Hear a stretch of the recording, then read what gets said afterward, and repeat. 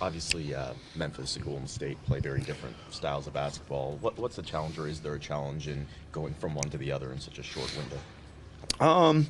There definitely is. I think, but it's kind of happens a lot, right? Each night you're going against different levels of pressure defensively, different coverages defensively, different paces, and then some nights like that style didn't seem very 122 to 1 whatever it was last night wasn't very Memphis grinded out style. And I'm not saying we dictated pace or anything, but that was some high level offense going on there last night, and some not so high level defense at times, but also I think two teams that were really going at it, and the pace favored us, I guess, right? So I don't know. You know me, Josh. I don't know. That game tomorrow could end up 95-90, and I wouldn't be surprised, right? I was expecting a 95-90 last night, and it was in the 120. So we'll see when the ball goes up. Now that more teams are playing sort of like Golden State, do they have the same kind of shock effect that they did a couple of 2-3 years ago, maybe? I think so. I don't. You know, I think. Wish I had something really clever to say about the people are trying to do what they do, but nobody does it like them, right? I mean, they still crush you with that 30-footer, and then another one, and that, you know, and they do that spirit it takes away from you, the discouragement of playing so hard and well, and you turn around and they throw in another 30-footer, and you know, you can see every team shaking their head, you know, like they just got punched off the ropes and are trying to stay in the fight. So hopefully mentally we'll be strong enough to deal with that, because it's coming, right? You're just going to have to take that little run of 3-4 threes that they make and keep on playing. How do you prepare guys for that? You talked yesterday morning about keeping your composure with Yep. various things in the game. You guys didn't do it in the first half. You did do it in the second half. How do you sort of prepare for that going into the game where you know that there's going to be some level of frustration?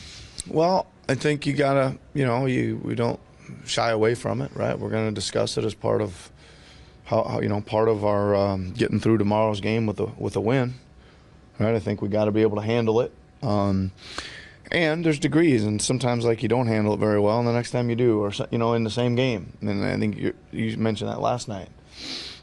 You know, I thought we were frustrated early in Memphis, and then we just kind of decided. We got to halftime, and I'm just like, you know, come on, man, let's just play, right? We've both teams actually complained enough. How about the first one to start playing basketball and stop complaining might win this game, and that's similar to what you're saying for tomorrow.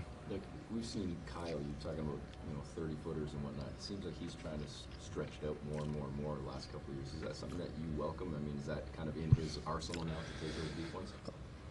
Yeah, it was one of the things that I talked to him the day after I got the job, because I said he's got the range, and the whatever's been broken open, the strain on, oh, you can't shoot those, right? Oh, you can't shoot 33s a game. Oh, you can't shoot 43s a game. Oh, you can't shoot from 30 feet. Those things are being broken open, and he's got the ability to do it. And that was one of the things I said to him for the summer. I said, work on your range, man, because I want you to come down and start pulling deeper ones, because it's not going to be so, what a horrible shot, you know, well, undisciplined basketball, you know. It's the best team in the world. That's the way they're playing. Yeah. Anybody else that you would give that green light to as well? Jonas. No, just kidding. Maybe, yeah. There's a couple other guys we're trying to get them to stretch out there, too. One of the guys that's kind of been compared to Pascal, or Pascal's drawing comparisons, has got a bit of Draymond in his game, just the different things he can do. Do you see that at all? I mean, he's obviously very different, but Yeah, I mean, the comparisons are that he's a four. You know, he's a four-man that brings the ball up the floor, plays with a lot of energy, is versatile, you know, both sides of the ball, you know, can guard multiple people. When you're pass. Yeah, pass, all stuff, yeah.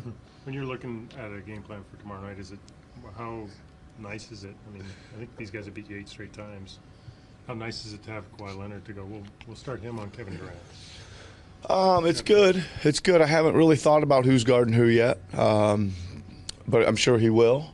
I think one of the things I got some thoughts on some things. I would think kind of went into last night's game with wanting JV and Serge to both kind of tag team Gasol over the course of his minutes, and I wanted to do the same with Conley, but with about 5 guys. Right, I wanted Kyle and Fred and Danny and Kawhi and OG and Pascal. I wanted them all to guard them, some just to try to eat into them. Those 2 guys are so good, and I that's some of the versatility that we're talking about, and that's really where we're trying to grow defensively here, is that we can take a number of people and put them on the go-to guys.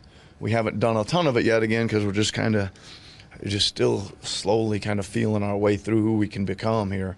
But I would imagine there'll be several people guarding their main guys tomorrow. I mean, bigger picture is that the Warriors kind of imposed that on the whole league, right? It's like you can't have traditional matchups and expect to have any success guarding that. You've got to be willing to have all kinds of switches all the time.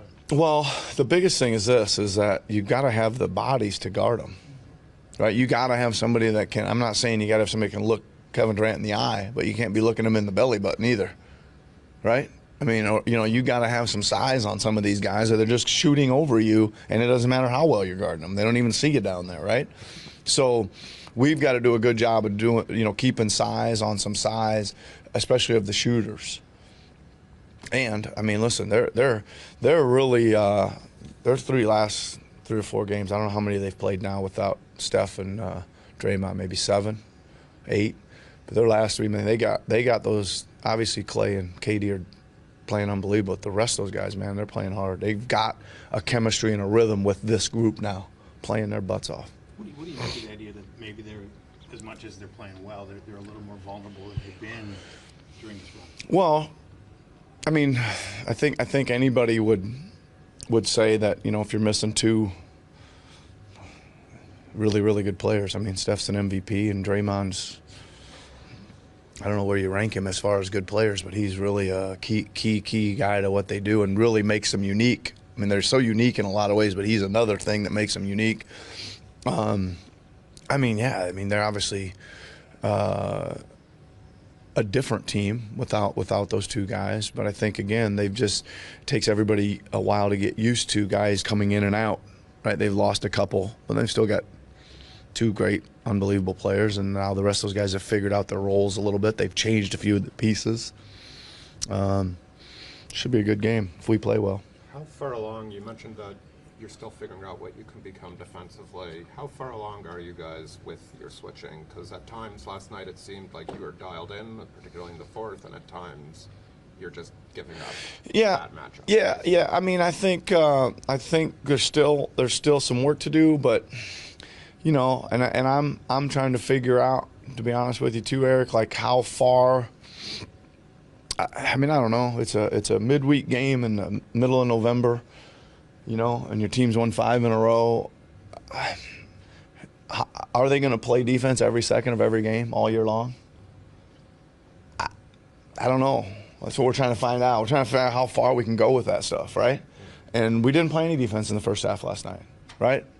We just didn't, and why, I don't know. I thought the attentiveness was there, the game plan was there, and it's talked about halftime. So it said. I don't get it. I don't get it. But here's the good news: you got 24 minutes to go out there and have a hell of a win. Now it's already going to be a hell of a win. Now it's even going to be more a hell of a win if you go out there and start playing some defense and doing, and they did. So I think it's just got to accept that there's some ups and downs in play, flow, energy, connectivity, chemistry throughout the course, and that's a really good team that was amped up and fired up to try and knock us off, and they gave us a lot of big punches in the first half, and we hung in there and took them. Hey, Nick, this might be a fan thing or media thing, but it was Clay that said it, I guess. How do you manage hype or expectation when you got a guy like Klay Thompson coming out and saying, hey, this could be a finals preview, this could be something we see come June, and they got something special going on there in Canada, and obviously that just amps everybody up for this game even more? I think Clay's being very gracious, and we thank him for that. He's going out of his way to not give us any ammunition to get excited about.